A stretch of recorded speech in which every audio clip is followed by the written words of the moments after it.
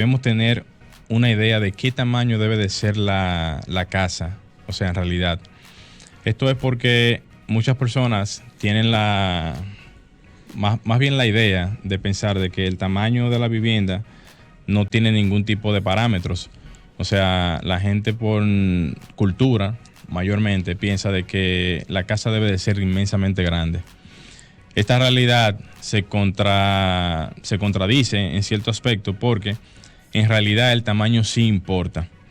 La casa extensa y las decenas de habitaciones, jardines, es totalmente incosteable, tanto desde el punto de vista de energía, o sea, a nivel de ineficiencia, como también desde el punto de vista de espacio, haciéndolo realmente incompetente desde el punto de vista también de lo que es la parte del mantenimiento en sí, ya que una casa de muchas habitaciones, de muchos espacios, requiere de cierto mantenimiento y a su vez realmente no se le da la utilidad en sí de todos los espacios en cada una de sus áreas. Existe realmente una idea generalizada de que entre más espacio tenga la casa, más cómoda será. Tener, por ejemplo, salones de comedores de 12 sillas, como muchas personas tenían de cierta clase social, gabinetes para guardar las cosas, vajillas, o sea, vajillas costosas. Las vitrinas. Las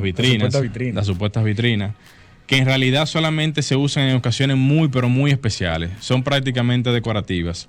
Lo mismo que también lo que son las estancias de ciertos lugares que son totalmente anacrónicas y económicamente inasequibles desde el punto de vista de lo que es la ocupación de las áreas. De acuerdo con una investigación de la Universidad de UCLA, 32 familias dieron permiso para ser grabadas y saber cómo utilizaban sus viviendas. Los resultados revelaron que nadie, oigan esto señores, nadie, absolutamente nadie usa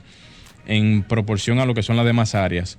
las salas ni los comedores, pues las familias realmente pasan mucho tiempo en el área que se llama el family room y lo que es también la cocina. Consideradas estas dos áreas como las áreas sociales de la vivienda y por consiguiente la cocina como área de cocción de alimentos y prácticamente una de las áreas que más tienen utilidad por la importancia obviamente de su uso. También ellos por el asunto de la huella de carbono, de que toda construcción, por ejemplo, o sea, lo que deja en el medio ambiente,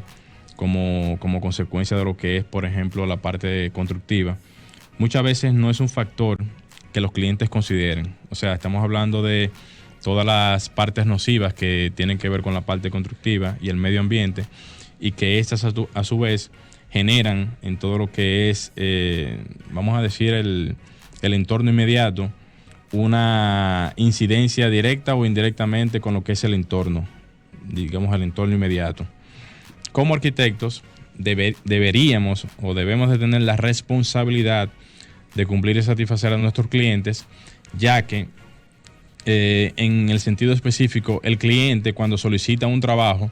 o cuando solicita, por ejemplo, algún tipo de proyecto, lo hace realmente en función de sus necesidades. Pero ahí es que entra la función del arquitecto y del que va a diseñar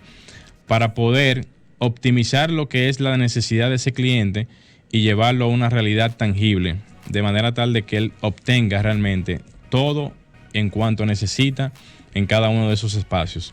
Yo recuerdo una vez que aquí hacíamos una especie como de análisis en función a las áreas que se usan en la vivienda en cuanto al promedio, porque de 24 horas que tiene el día, mayormente uno descansa en la habitación, que es el área donde mayormente uno tiene más o dedica más tiempo, casi una tercera parte del día. O sea, estamos hablando de que 7 u 8 horas promedio las personas la pasan en su habitación, ya sea estando en ella o descansando. Entonces, esto hace que esa proporción de tiempo haga que las habitaciones tengan una preponderancia en función a lo que es el resto del hogar. Obviamente, hay lugares que van secundando esta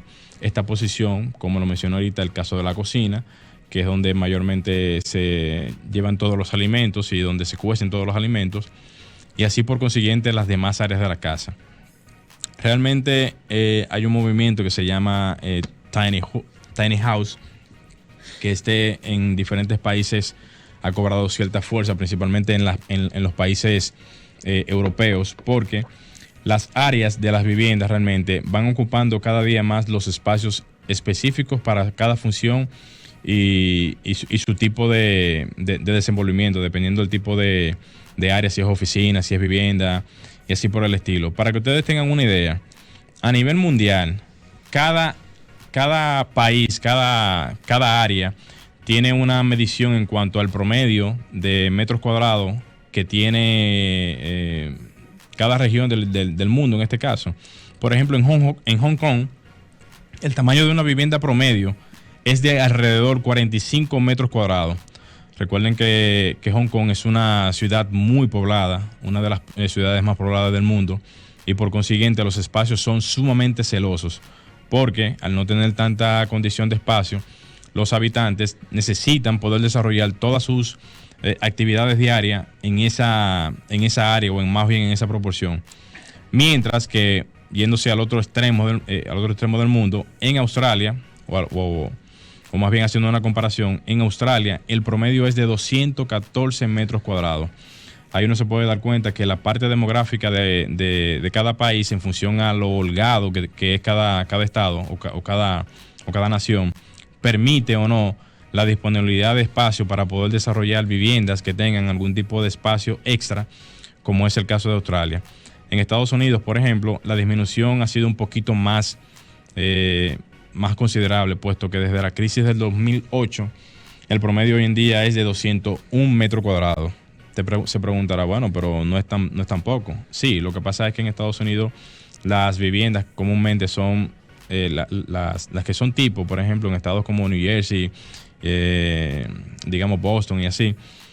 viviendas de dos niveles, que esa es la tipología, que tienen inclusive un sótano o tipo basement, que es lo que hace realmente que la vivienda tenga una condición, digamos, de gran cantidad de espacios. Entonces, hemos traído esa información porque el mundo de hoy en día, y por ejemplo en el caso de nosotros aquí en República Dominicana,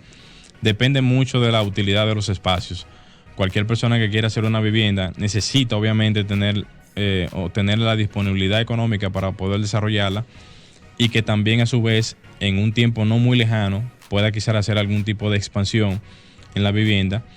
Lo que esto le permitiría sería que si usted tiene la intención de hacer una vivienda lo más sencilla posible, se enfoque directamente en lo que es esa vivienda para poderla desarrollar, poderla construir, y que luego a su vez en un futuro, cuando ya tenga quizá otro tipo de condiciones y que éstas se lo permitan, usted pueda hacer entonces en este caso algún tipo de expansión o crecimiento de la misma. Brevemente, Luis, sí, ya que me quedan unos cuantos, digamos, minuticos, ¿verdad? La semana pasada yo les comentaba de que la nueva ley sobre garantía inmobiliaria permitirá realmente a las MIPYMES lo que es acceder al crédito formal. Realmente esto, seguido de un sistema electrónico de garantías mobiliarias, sería la plataforma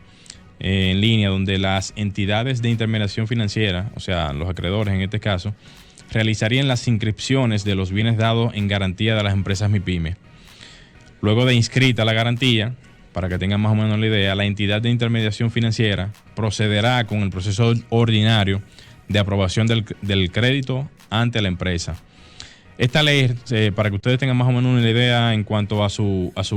comportamiento, permitirá a las entidades de intermediación financiera, como los bancos, asociaciones de ahorros y préstamos, aceptar en calidad de garantía, de manera simple, ágil y totalmente transparente, los bienes de los inmuebles de las micro y medianas empresas que, como ustedes entenderán, usualmente son propietarios que utilizan para este tipo de fines todo lo que tiene directamente a su disponibles en su entorno, ya sea por ejemplo maquinarias, vehículos, herramientas de trabajo y un sinnúmero de artículos, por decirlo así, que son realmente en proporción de menor categoría que otras empresas, porque hay empresas, por ejemplo, que tienen inmuebles de alto valor, tienen flotillas de vehículos. Hay un sinnúmero, por ejemplo, de diferenciaciones que se pueden puntualizar, que en el caso, por ejemplo, de la MIPYME, da, digamos, como facilidad en este caso, de que se puedan utilizar para el asunto de las garantías inmobiliarias. yo les exhorto a todos ustedes que para tener o buscar cualquier tipo de información, se acerquen y busquen la ley para que todo el que está dentro de ese marco MIPYME pueda acceder a esta revolución en cuanto a lo que es la parte de crédito formal. Franklin, vamos a hacer un pequeño cambio y cuando regresemos venimos con el comentario del arquitecto Taveras. Estás